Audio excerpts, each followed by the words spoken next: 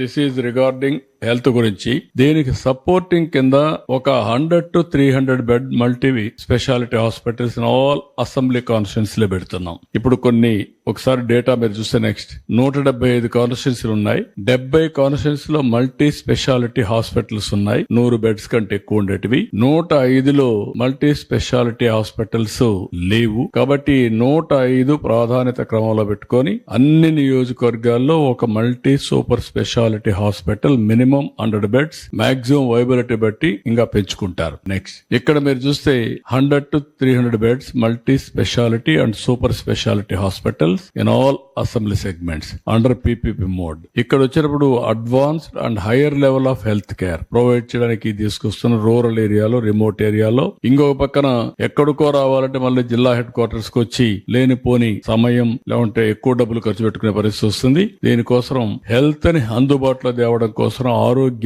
ఆరోగ్య సేవల్ని వారికి అందుబాటులో పెట్టడానికి ప్రతి ఒక్క నియోజకవర్గంలో ఈ కార్యక్రమం చేస్తాం. ఇక్కడ బ్యాక్వర్డ్నెస్ అండ్ రిమోట్ ఏరియా ఈ రెండు ఏరియా పెట్టుకొని అక్కడ పరిస్థితులను పెట్టుకొని వాళ్ళకి ఇన్సెంటివ్స్ ఇస్తాం. ఫెసిలిటీ ఇప్పించడం మా బాధ్యత. వాళ్ళకు వైబిలిటీ లేకపోతే వాళ్ళకి ఇన్సెంటివ్స్ ఇచ్చి వాళ్ళని పికప్ చేస్తాం. అందుకే వైబిలిటీ గ్యాప్ ఫండింగ్ ఇంట్రడ్యూస్ చేసి ఈ ప్రాజెక్ట్స్ వైబిలిటీ అయ్యే వరకు వారికి అండగా ఉంటాం. New hospitals, green field hospitals అవసరమైతే సైట్ ఉంటే మేమే కూడా కన్సెషన్లు ఇస్తాం, కొన్ని ఇన్సెంటివ్స్ ఇస్తాం. అదే సమయంలో మేము స్టడీ చేస్తున్నాం. మధ్యప్రదేశ్, ఛత్తీస్గఢ్, ఒరిస్సా వీళ్ళు కొంతమంది చేశారు. అవన్నీ స్టడీ చేసి ఇంకా బెటర్ పాలసీ తీసుకొస్తాం. రేపు వాళ్ళు బిగినింగ్ లో ఈ సెట్ కావడానికి 50% ఆరోగ్యశ్రీ పేషెంట్ అక్కడ రెఫరెన్స్ ఇస్తాం. అప్పుడు 50% ఆక్యుపెన్సీతో స్టార్ట్ అవుతుంది. అవుట్ పేషెంట్ కూడా ఆరోగ్యశ్రీలో పెడతాం. అప్పుడు వాళ్ళకి ఈజీ అవుతుంది. వాళ్ళని ఎంకరేజ్ చేస్తాం, ప్రోత్సహిస్తాం. వాళ్ళు పికప్ అవుతారు. ఒక హెల్త్ ఇన్ఫ్రాస్ట్రక్చర్ అన్ని కాన్స్టిట్యూన్సీ హెడ్ క్వార్టర్స్ లో వస్తే చాలా వరకు ఉపయోగపడుతుంది.